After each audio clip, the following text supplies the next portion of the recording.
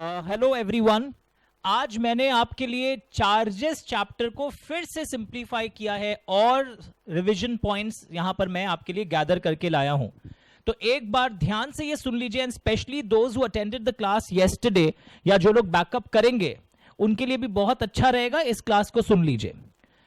So when we revise the chapter charges, सबसे पहले जो मेरे और आपके माइंड में आना चाहिए कि चार्जेस का मतलब क्या है। As we see on the screen, Reliance Industries Limited से एक कंपनी है रिलायंस, वो बैंक से लोन लेने गया और बैंक वाले ने सिक्योरिटी बोला अगेंस्ट द लोन, उसे हम कहते हैं charge. Charge is a security created on the companies property. इस चैप्टर में मैं जो भी रजिस्ट्रेशन ऑफ चार्जेस की बातें करूंगा वो सारे की सारी चीजें ध्यान से सुनना। It will be on the companies property, तब मुझे आरओसी को इन्फॉर्म करना है। सर ये बात पर आप इतना एम्फोसाइज क्यों कर रहे हैं? 10 मिनट बाद समझ में आ जाएगा। तो जब कोई कंपनी लोन लेता है और सिक्योरिटी क्रिएट करता है ऑन द कंपनीज प्रॉपर्टी, तो आरओसी को हमें इन्फॉर्म करना पड़ता है ऑनलाइन कुछ फॉर्म्स जमा देकर। तो ये पहला डिस्कशन हमारा है चार्ज को लेकर। But before we step into that, एक चीज मैं बता दूं, इसके रेंजेस याद रखना। 77 से ये शुरू होता है, सेक्शन 77 बहुत फेमस नंबर है। फिर 79 is modification, 82 is satisfaction. And इस चैप्टर में register of charges word 2 sections में नजर आते हैं आपको। वन इज 81 जो मिनिस्ट्री ऑफ कॉर्पोरेट अफेयर्स अपने पोर्टल पर मेंटेन करता है, जिसे कोई भी जाकर इंस्पेक्ट कर सकता है आफ्टर पेमेंट ऑफ फीस। और एक है section 85, company statutory books maintain करती है और उनमें से एक स्टैट्यूटरी बुक है रजिस्टर ऑफ चार्जेस। तो आपको ये बहुत क्लियरली इसके रेंजेस सेक्शंस के पहले पता होने चाहिए कि when I talk about the term charges, meaning समझने के बाद 77, 79, 82, 81, 85 एंड मोस्ट इंपॉर्टेंटली सेक्शन 86। ये क्या है sir? This is a very famous question जहां पर आपको पेनल्टी भी याद करना पड़ता है, consequences of non registration of charge. तो अभी हम इसको रिवाइज कर लेंगे एंड फिर कल भी हमने कुछ पॉइंट्स पढ़े थे तो उसको हम लोग कंप्रेस कर लेंगे। कल टाइम कॉन्स्ट्रेंट होने के कारण रिवीजन के दौरान कई पॉइंट्स हम लोग टच नहीं कर पाए थे, तो ये आपको कंफर्ट देने के लिए ताकि घर में आपका मेहनत और कम हो जाए, I have tried to do it for you. तो look at the screens. Charge 2 प्रकार के हैं, fix charge and floating charge. वैसे तो एग्जांपल आपको दिख रहा होगा। जब व्हेन आई से the word fix charge, what do you mean by that? Sir जब लैंड, बिल्डिंग, प्लांट, मशीनरी के अगेंस्ट में हम लोन लेते हैं ये सिक्योरिटी के रूप में देकर, that is fix charge. Sir जब स्टॉक एंड डेटर्स हम सिक्योरिटी के रूप में देते हैं, that is floating charge. But the correct technical line is as such कि फिक्स चार्ज के केस में जो एसेट्स दिए जाते हैं, company can not sell that fixed assets given as security till the loan is repaid. जब तक loan चुका नहीं देते आप उन फिक्स्ड एसेट्स को बेच नहीं सकते जो सिक्योरिटी के रूप में दिया गया है। So the word is company is not free to sell that fixed asset in the ordinary course of business till the loan is repaid. Did you get the word? इसको बोलते हैं fixed charge. I don't want that in the answer. So fixed charge is against fixed assets, floating charge is against floating assets. ये random answer हुआ। अगर मैं technical line की बात करूं या एग्जाम में अच्छा स्कोर करने के लिए बोलूं तो ऐसे लाइंस आंसर में चाहिए। बट स्टॉक इन डेटर्स में क्या होता है, आप स्टॉक को बेच भी सकते हो even before the loan is repaid. आपने अगर स्टॉक को सिक्योरिटी के रूप में दिया है, even before the loan is repaid आप स्टॉक को बेच भी सकते हो और मंथ एंड तक वापस उतना जो लेवल ऑफ स्टॉक आपको मेंटेन करना पड़ता है वो लाके रख दीजिए। ओके तो फ्लोटिंग चार्ज में the company is free to sell that floating assets even if the loan is not repaid. Now floating charge में फ्रीडम है आपको उसमें डील करने का, आप सेल कर सकते हो before the loan repayment. But कभी कभी फ्लोटिंग चार्ज भी फिक्स्ड चार्ज बन जाता है जब आपके लोन अग्रीमेंट में कुछ ऐसा लिखा होता है कि अगर आपने इतने इंस्टॉलमेंट्स का डिफॉल्ट किया तो ये फ्लोटिंग एसेट्स भी फिक्स चार्ज बन जाएंगे। तो ऐसे सिचुएशन में देखा गया है कि कभी कभी फ्लोटिंग एसेट्स होने के बावजूद company is not free to deal with that because there was a clause written in the loan agreement that if what this event happens, then the floating charge is crystallized. Matlab, the floating charge also becomes a fixed charge on the happening of any event mentioned in the loan agreement. Or when the company goes into liquidation, receiver is appointed, official receiver is appointed, क्योंकि सारे assets का custody फिर तो official liquidator के पास चला जाता है. तो these are some stereotyped questions जो आप past exam questions में देखेंगे. I personally don't feel, I don't feel कि इस type के questions पूछे जाने चाहिए, but you never know, we have to do everything. Institute के paper pattern unpredictable होते हैं. Turn the page. Now very interesting question which I would like to do today. अगर आप screen देख रहे हो, consequences of filing non-filing charge with ROC. अगर आप चार्ज को ROC के पास फाइल नहीं करते हैं तो ऐसे सिचुएशन में व्हाट इज द कॉन्सिक्वेंस. तो ये पॉइंट कल के रिवीजन क्लास में हमने नहीं सुना था, कल के चार्ज वाले क्लास में, तो अभी सुन लेते हैं.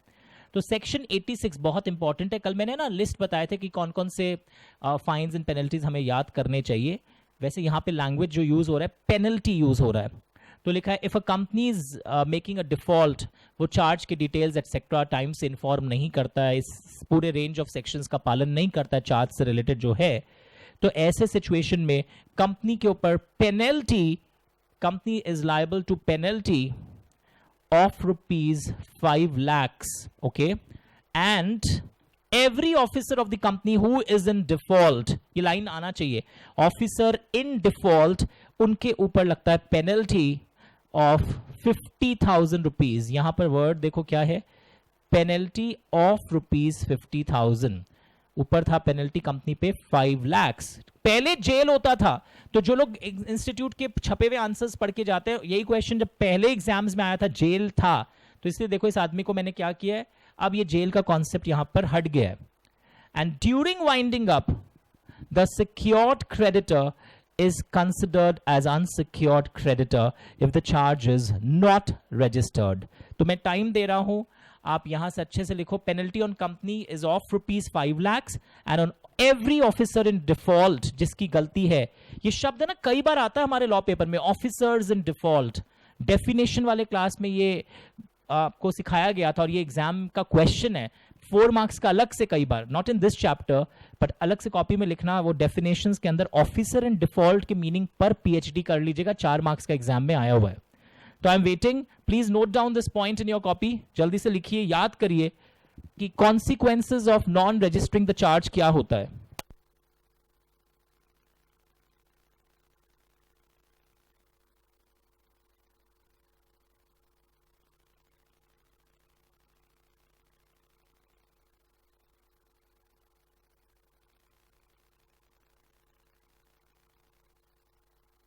Start doing, I'll wait.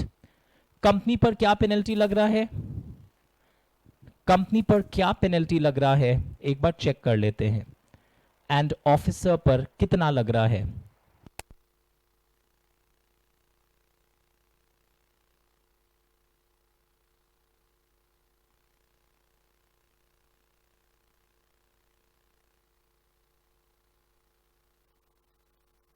Penalty of ₹5 lakhs and officer in default 50,000 and during winding up आप हैं secured creditor, पर क्योंकि चार्ज के डिटेल्स ROC के पास नहीं गए, therefore the secured creditor is considered as unsecured creditor. Check करिए.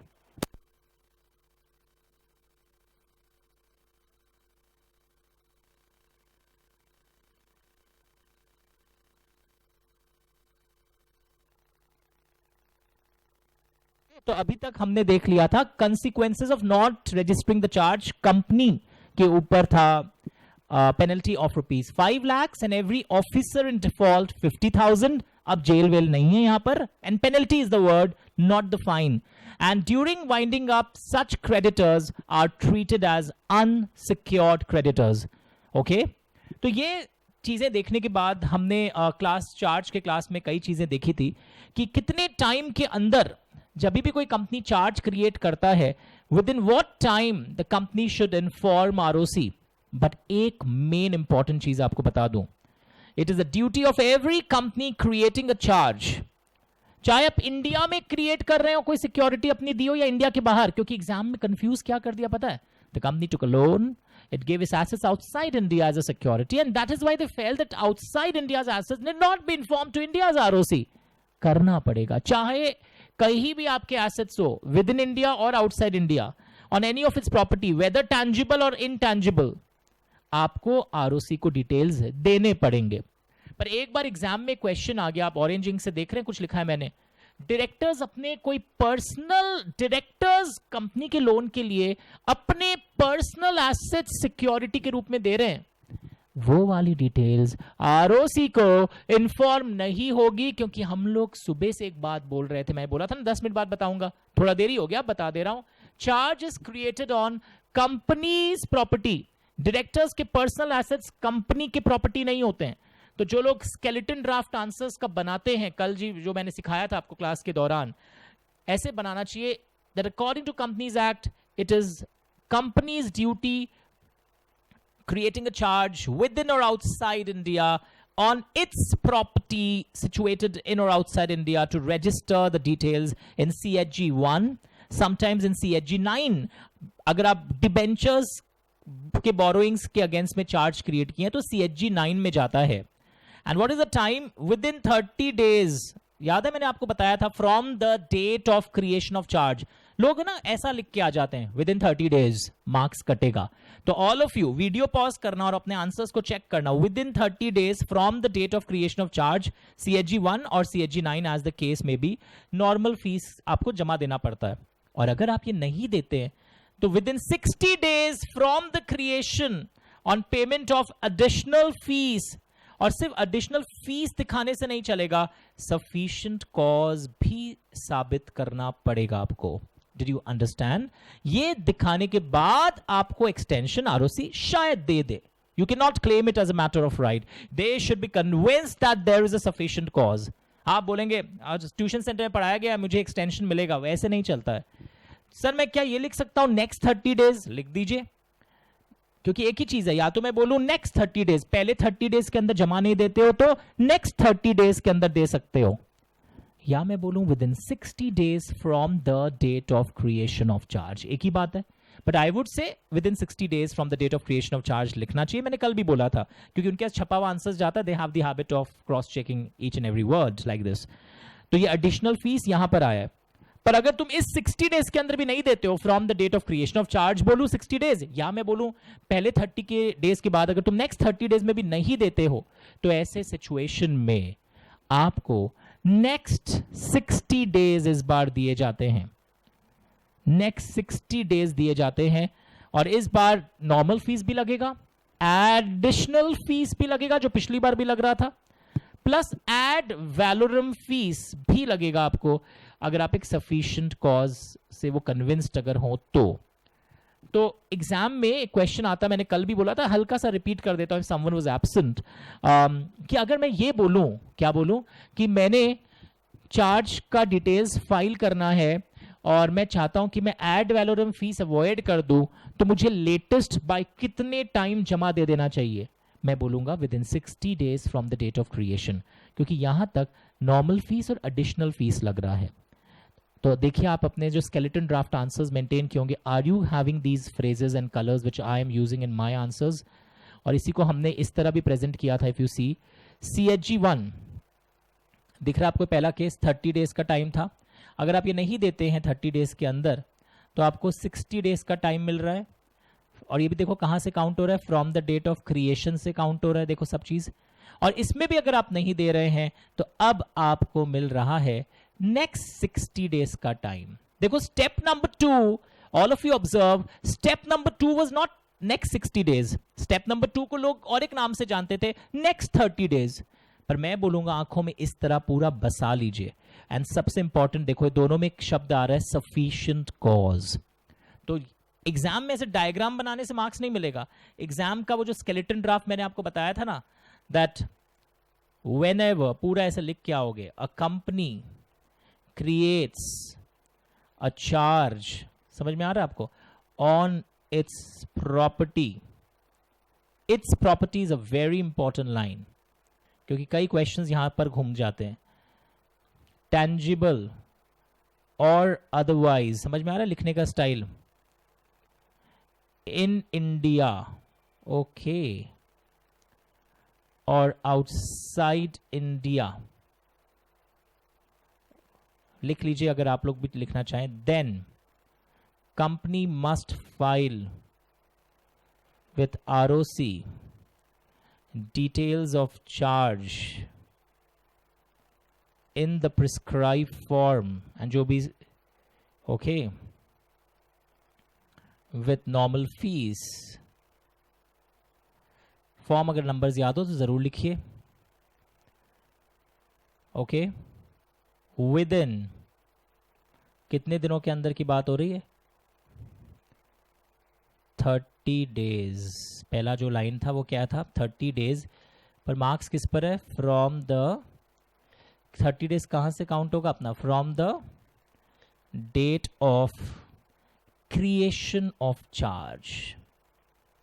कई लोग को शुरुआत करना नहीं आता है, तो मैं उनके लिए ये स्केलेटन प्रिपरेशन लेके आया हूं। चेयर हटा देता हूं। Within 30 days from the date of creation of charge. तुम लोग बोलते हो ना आंसर, वो एरो फॉर्मेट को मैं पैराग्राफ में कैसे लाऊं? पहले ऐसे शुरुआत किया जाता है। If it is not filed within 30 days from the date of creation of charge, then charge may be filed within 60 days from the may be filed within 60 days from the date of creation of charge on payment of normal fees, additional fees, and ROC is convinced that there was a sufficient cause for not filing the charge within the above mentioned 30 days. तब आपको ये within 60 days का time मिलता है।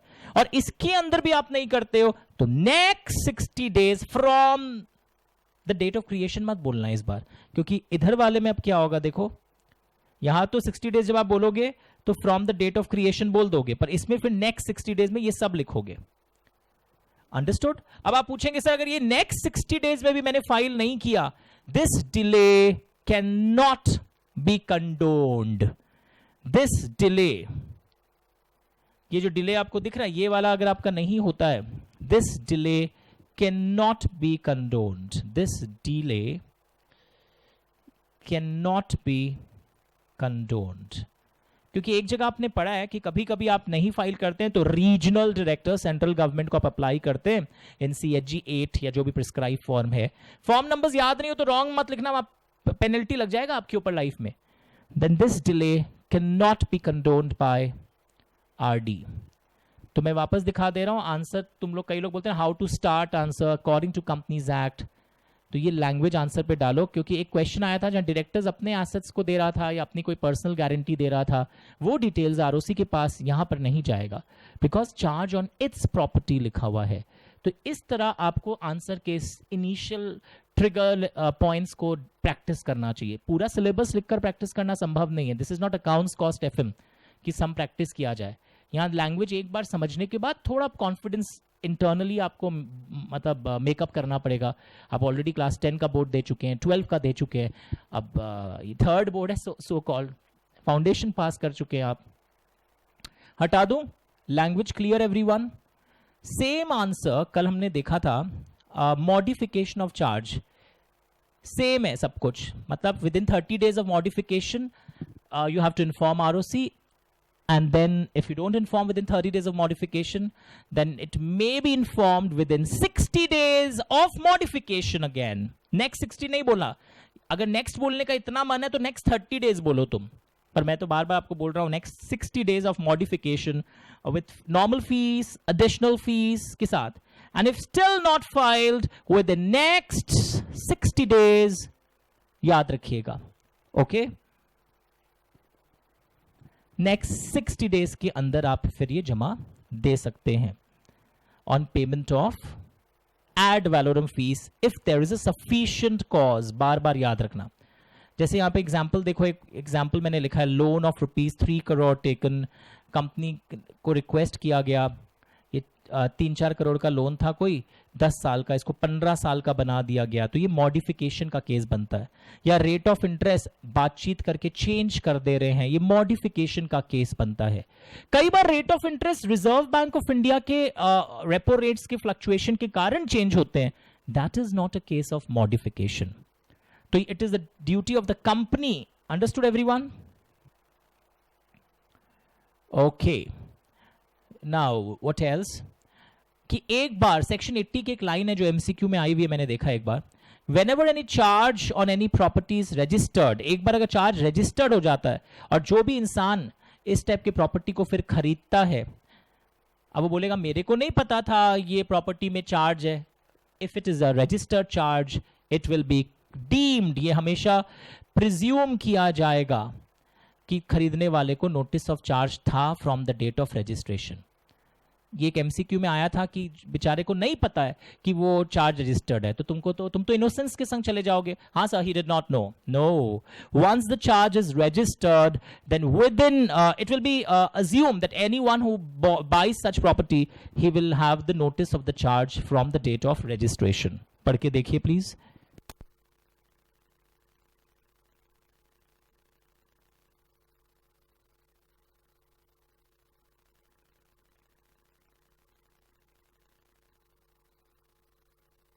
Such person will have notice of the charge from the date of registration, automatically ये माना जाएगा। Language देखा आप लोगों ने, इसको बोलते हैं हम नोटिस ऑफ द चार्ज के बारे में। तो व्हाट हैव वी डन अभी तक जो मैंने आपको बताया, सेक्शन 77, 79 एंड 80, ये तीनों हमने देखा। 77 was creation of charge, 79 was modification of charge, 80 में ये एक बात है कि जो भी इस टाइप के प्रॉपर्टीज जो सब्जेक्ट टू चार्ज है उनको खरीदता है, it is considered that he has notice of charge from the date of registration. Is it okay? Okay, now ये क्या चीज है, एमसीए के पोर्टल पर रजिस्टर ऑफ चार्जेस मेंटेन होते हैं एंड जो भी शख्स इसको देखना चाहता है उसको फीस देना पड़ेगा। ये मैं क्यों बोल रहा हूं, एग्जाम में क्वेश्चन आ जाएगा, पता है, रजिस्टर ऑफ चार्जेस कंपनी के मेंबर्स और क्रेडिटर्स देखना चाह रहे हैं, प्लीज ध्यान से सुनो। Register of charges which is maintained by MCA, companies members and creditors want to inspect and they are saying कोई फीस नहीं लगता है, क्योंकि आप ही के बुक में एक सेक्शन 85 था, वहां पर हम लोग पढ़े थे, look at the screens, the register of charges kept under subsection 1 of section, ये जो अपना सेक्शन चल रहा है अभी 85, ये वाला जो रजिस्टर होता है जो कंपनी के रजिस्टर्ड ऑफिस पे रहता है, will be kept for inspection during business hours by any member और क्रेडिटर विदाउट एनी फीस, और बाकी लोगों के लिए फीस है। तो लोग क्या कंफ्यूज कर जाते हैं, वापस ध्यान से सुनना, रजिस्टर ऑफ चार्जेस, मैं वापस रिपीट कर रहा हूं, रजिस्टर ऑफ चार्जेस जो मेंबर्स, जो रजिस्टर्ड ऑफिस पर, रजिस्टर ऑफ चार्जेस जो रजिस्टर्ड ऑफिस पे मेंटेन हो रहा है, वहां कोई फीस नहीं लगता है। ओके, मेंबर्स और क्रेडिटर्स के लिए ड्यूरिंग बिजनेस आवर्स। पर यही मेंबर्स एंड क्रेडिटर्स अगर एमसीए पोर्टल पर जाकर देखना चाहेंगे, www.mca.gov.in, वहां पर फीस देना पड़ेगा। So don't get confused. Okay, now जो मैं बात कर रहा था कंडोनेशन ऑफ डिले, वो सैटिस्फैक्शन ऑफ चार्ज के केस में हो सकता है, जो हम लोग पहले भी देखे थे क्लास के दौरान।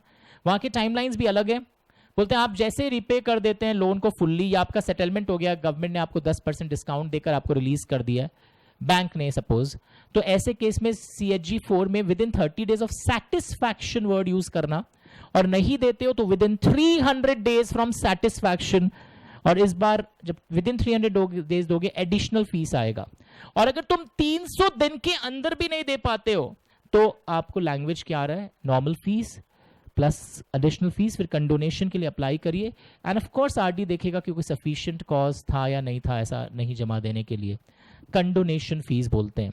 एंड एक एग्जाम के पहले जो इंस्टीट्यूट कुछ मॉडल सॉल्यूशंस रिलीज करता है, वहां पे गजब क्वेश्चन आया था कि कई बार क्या होता है, sometimes the creditor is not the company is not informing that satisfaction of charge has been done। Company की जगह कई बार कौन इन्फॉर्म कर देता है, क्या कंपनी की जगह कोई और इन्फॉर्म कर सकता है इस फॉर्म का डिटेल्स देकर? Yes, the lender can inform with evidence, lender bank वाला इन्फॉर्म कर दिया, एविडेंस के साथ इन्फॉर्म कर दिया कि यस मुझे मेरा पैसा मिल गया है, आप लोग इस चीज को रिकॉर्ड कर सकते हैं। तो एक क्वेश्चन देखो, फुल पेज में कर रहा हूं, what are the powers of ROC to make entries of satisfaction in absence of any information from the company? अगर कंपनी से कोई इंफॉर्मेशन नहीं मिलता है तो लेंडर और any buyer of that property अगर वो एविडेंस के साथ इन्फॉर्म कर देते हैं तो it can be done even if no intimation has been received by him from the company. ROC affected parties को within 30 days of making entry in the register of charges inform भी कर देगा. And if evidence is shown कि yes payment has been made, fully आपने पे कर दिया या आपका केस सेटल हो गया है, तो ऐसे सिचुएशन में कंपनी के अलावा लेंडर और any buyer of that property भी इन्फॉर्म कर सकता है. ऐसा सेम चीज हम लोग वहां पर भी देखे थे. I just show it to you कि कोई कारण से, जैसे आज हम लोग पढ़ रहे थे, who is informing the details, charge की डिटेल्स इन्फॉर्म करने की जिम्मेदारी किसकी थी? आरओसी को, कंपनी की थी. तो एक एग्जाम में क्वेश्चन आ गया, where company fails to register the charge in CHG 1, तो और कौन इन्फॉर्म कर सकता है? लिखा है the person in whose favour the charge is created may apply to ROC for registration of the charge. संघ में हमेशा instrument created for the charge भी जमा देना पड़ता है, या इंस्ट्रूमेंट ऑफ मॉडिफिकेशन का केस है तो. पढ़ के देखिए, द आरओसी में on application within 14 days after giving notice to the company, अगर कंपनी की तरफ से एप्लीकेशन नहीं आया, बैंक वाला इन्फॉर्म कर रहा है कि ऐसा ऐसा एक चार्ज क्रिएट हुआ है मेरे फेवर में, तो एक बार वो कंपनी को 14 दिन का नोटिस, शो कॉज नोटिस देता है कि बताइए ऐसा बात सही है ना, हम रिकॉर्ड कर लेना, आपकी कोई आपत्ति तो नहीं है, रीड कर लेना एक बार. पक्का? तो समटाइम्स एप्लीकेशन बेस्ड क्वेश्चन बहुत सिंपल पॉइंट्स पे आ जाते हैं, तो you have to be very careful. तो आज हमने देखा सेटिस्फैक्शन के बारे में भी. सेटिस्फैक्शन में भी क्या होता है, अगर आपको याद हो, आरओसी को जब खबर मिलता है चार्ज, तो आरओसी क्या करता है, जब उसको बोरोवर से खबर मिलता है कंपनी से that they have paid, they are saying, तो it will give a notice to the charge holder and show cause notice of 14 days time is given that why this payment should not be recorded. आपको आपत्ति है कि आपकी payment नहीं आई है, 14 दिन के अंदर उन्हें अपनी रिप्लाई देनी पड़ती है. बट नोटिस जो बैंक को देने का बात चल रहा था, that such notice will not be required to be given by ROC in case intimation to the ROC is in the specified form and signed by the charge holder. अगर हम इन्फॉर्म करने के समय चार्ज होल्डर का भी एक letter waiter attachment के रूप में लाए हैं और उनको इन्फॉर्म कर दिए हैं, तो this is very interesting that no notice shall, notice नहीं देने की दरकार है आरओसी के द्वारा क्रेडिटर को, मतलब बैंकर को, अगर एक फॉर्म साइन करवा के चार्ज होल्डर से यूजुअली कंपनीज ले लेती है कि हाँ पेमेंट हो गया है, then they will not do this procedural formality.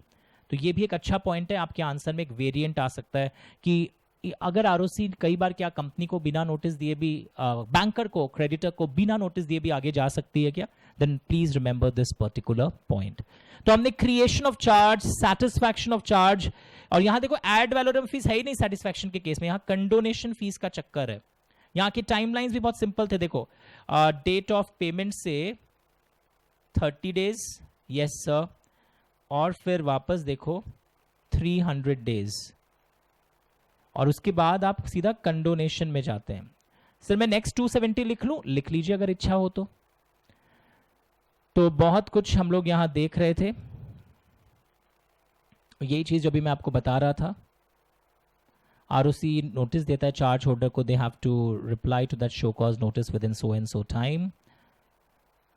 And this rectification of by central government का मतलब क्या है कि सेंट्रल गवर्नमेंट को अगर लगे कि सेटिस्फैक्शन का इंफॉर्मेशन टाइम से नहीं आया था, तो दे मे गिव यू टाइम, पर क्रिएशन ऑफ चार्ज में एक्सटेंशन नहीं मिलता. यहां लैंग्वेज क्या लिखी हुई है, अगर आपने कोई चार्ज क्रिएशन का इंफॉर्मेशन दिया था या मॉडिफिकेशन का इंफॉर्मेशन दिया था, उसमें कोई डिटेल देना आप भूल गए थे या उस डिटेल के अंदर मिसस्टेटमेंट हो गया था, जानबूझकर नहीं हुआ है, वो मिस्टेक यहां पर रेक्टिफाई हो जाएगी. पर अगर आपने फॉर्म क्रिएशन का जमा ही नहीं दिया और सारे टाइमलाइन जो आज मैंने पढ़ाए वो ओवर हो गए, then that can not be condoned. इसकी इंग्लिश क्या है? CG if it is satisfied, एक तो सेटिस्फैक्शन वाले फॉर्म में एक्सटेंशन दे रहा था, या omission of any particular in the form filed, या misstatement of any information in the form filed of charge creation or modification, वहां पर अगर sufficient cause हो तो आपको ये extension मिल सकता है. पक्का everyone? So this is all about the charge chapter. हाँ, एक चीज और, इस पर MCQs या short questions develop हो सकते हैं. Register of charges permanently preserve किया जाता है, तो सबको ये याद रह जाता है. पर एग्जाम में एमसीक्यू आ गया, charge deed that is 8 years के लिए. कहां लिखा हुआ था ये बात? यहां पर भी from the date of satisfaction 8 years, payment के बाद भी 8 years. कॉपी कर लीजिए if you don't know about this point, from the date of satisfaction. दो अलग चीज है. ये था रजिस्टर ऑफ चार्जेस जो रजिस्टर ऑफिस मेंटेन कर रहा है, इसमें है परमानेंटली. और जो लोन के पेपर्स हैं, चार्ज डीड है, that is for 8 years from the date of payment. Payment करने के बाद भी 8 साल तक प्रिजर्व करके रखिए. Is it okay everyone? फिर ऐसे और बहुत सारे क्वेश्चंस मैंने आपको करवाए थे. एक बार तो ये सिंपल क्वेश्चन भी आया, explain the term charge. Charge has been defined as an interest or lien created on the property of the company or any of its undertaking, and it includes a mortgage. Please learn this definition. मैं time दे रहा हूं, इसको आप याद कर लीजिएगा अच्छे से. एंड जैसे मैंने आपको आंसर सिखाया यहां भी वैसे ही लिखा हुआ है, पर ये चार्ज का डेफिनेशन जो कंपनीज एक्ट में दिया हुआ है, charge has been defined as an interest और lien created on the property of company. लोग समझते नहीं ऐसा इतना बड़ा बात क्या है, ये लाइंस का क्या उपयोग है, यू विल अंडरस्टैंड. तो वीडियो पॉज करके इस लाइन को अपने जो कॉपी और स्केलेटन ड्राफ्ट आप मेंटेन करते हैं आंसर्स के लिए, वहां इसको नोट कर लीजिए अच्छे से. What else? क्वेश्चन 25 में देखो, आपने चार्ज क्रिएट किया on the assets of foreign establishment. अगर आपके पास ये क्वेश्चन नहीं भी है तो भी टेंशन नहीं है, तो भी इन्फॉर्म करना पड़ेगा. और इसके लिए कौन सा लाइंस काम आएगा? जो मैंने स्केलेटन ड्राफ्ट वाले लाइंस आपको दिखाए थे कि किस तरह हम लोग इन्फॉर्म करते हैं, चाहे एसेट्स इंडिया में हो या बाहर हो, टैंजिबल हो या इनटैंजिबल हो, तो मुझे इन्फॉर्म करना पड़ेगा. आई कैन नॉट से ये तो बाहर वाली है, इसकी डिटेल्स इंडिया के आरओसी को क्यों जाएगा. तो ये जो मैंने स्केलेटन ड्राफ्ट मेंटेन करवाया था, these are all past exam questions. ये देखो मजा आएगा. बताना इसमें क्या देखने को मिला आपको. रोज private limited, rose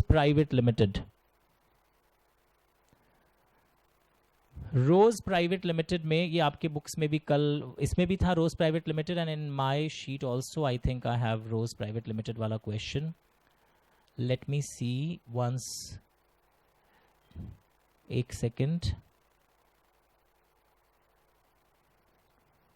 yes we have, या ये क्वेश्चन भी था फॉरेन स्टैब्लिशमेंट वाला. किसी के बुक में क्वेश्चन 6 है, किसी के एक शीट नंबर में कुछ अलग थे. और इसमें स्केलेटन ड्राफ्ट के अनुसार यहाँ लिख देना चाहिए स्केलेटन, जो मैंने सिखा दिया रामबाण, वो यूज हो जाएगा. वैसे क्वेश्चन 7 रोज प्राइवेट लिमिटेड में आप बताइए एसेट्स ऑफ अ कंपनी में होता है. यहां पर आपने क्या ऑफर किया है? यहां पर व्हाट हैज बीन ऑफर्ड?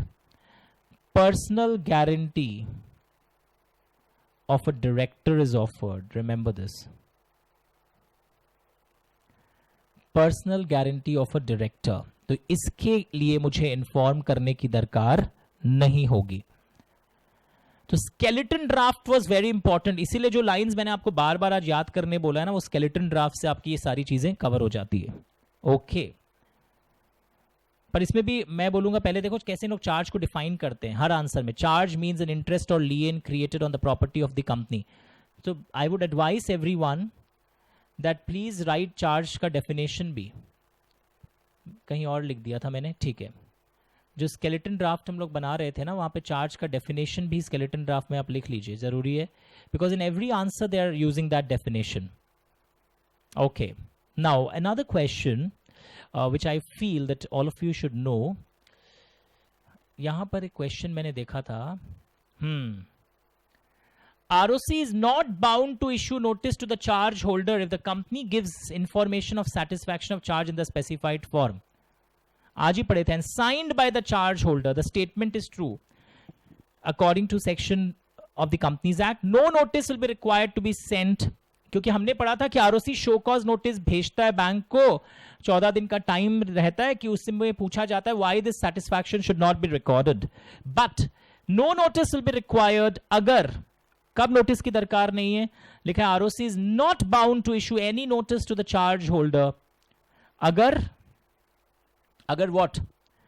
अगर हम चार्ज होल्डर का साइन करवा के आरओसी को जमा दे देते हैं कि पेमेंट हो गया है, तो मुझे फिर अलग से नोटिस देने की दरकार नहीं है. पक्का एवरीवन? कई बार मिसप्रिंट होते हैं आंसर्स में, तो आप कॉन्फिडेंटली उसको ठीक कर लीजिए एज पर क्लास डिस्कशन. तो this was a good one. देखो आरओसी में अलाउ दी कंपनी और charge holder to file information within 300 days of the date of satisfaction on payment of fees and additional fees. तो इसको अपने को पता है यस, पर उसको सजा के लिखना पड़ेगा इन चीज़ों को बहुत अच्छे से। And rest everything is done. So this completes your charge. And आज ये वाले सेक्शंस हमें पूरा ध्यान से पता होना चाहिए। अगर चार्ज चैप्टर हम रिवाइज कर रहे हैं, these sections we should be very confident about। register of charges at registered office है ये, और ये by MCA। but skeleton draft is mandatory। आप अच्छे से प्रिपेयर कर लीजिए। तो अगर आप देखें सेक्शन 77 क्रिएशन ऑफ चार्ज पड़ा था, और कंपनी इन्फॉर्म नहीं करता है तो चार्ज होल्डर को करना पड़ता है। एंड जब चार्ज होल्डर आरओसी को इन्फॉर्म करता है तो वो शो कॉज नोटिस से कंपनी से कंफर्म करते हैं कि ऐसा हुआ है ना आपके प्रॉपर्टी पर। 79 is modification, same as creation of charge. 82 is satisfaction, जिसकी टाइमलाइंस अलग हैं। 82 में द चार्ज होल्डर भी इन्फॉर्म कर सकता है अगर कंपनी इन्फॉर्म नहीं करता, और any other person with evidence कि पेमेंट हो गया है। 81 एंड 85, 83 में था कि any other person can inform, any other person can inform details of satisfaction with evidence। वैसे क्रिएशन में भी था, अगर वो नहीं करते तो चार्ज होल्डर की ड्यूटी होती है। पेनल्टी क्या था? Company penalty of 50,000, officer in default. Language ध्यान से सुनना। मैं तो बोलूंगा लास्ट में अगर आपको भूल जाते हो तो कई बार आप स्पीड करके ये सब लेआउट्स देखकर रिवाइज कर सकते हैं। Really helps you to recall all the points. 81, 85 okay.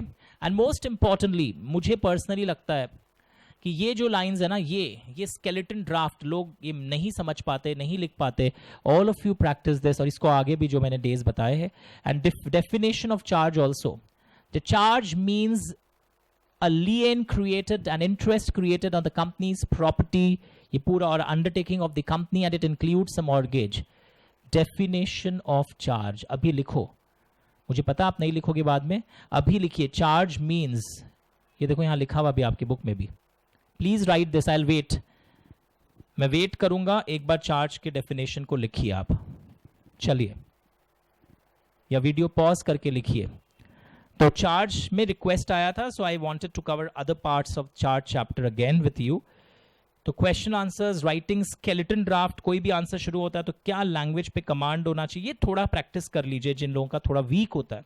वरना स्टूडेंट स्टार्ट राइटिंग मतलब ऐसे ही, whenever charge is created, inform in CHG1। अरे क्या चीज पर? on the company's property or undertaking, or property may be tangible, intangible, in India or outside India।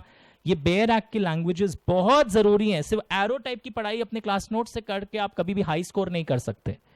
Charge means an interest और लियन, start writing. ठीक है, चलो। हमारी नेक्स्ट क्लास कमिंग ट्यूसडे है मोस्ट प्रॉब्ली। एंड जो फ्रेंड्स अभी तक WhatsApp group नहीं ज्वाइन किए, प्लीज उनको बोलिए व्हाट्सएप ग्रुप जो रिवीजन का अलग क्रिएट हुआ है वो ज्वाइन भी कर लें। Thank you so much.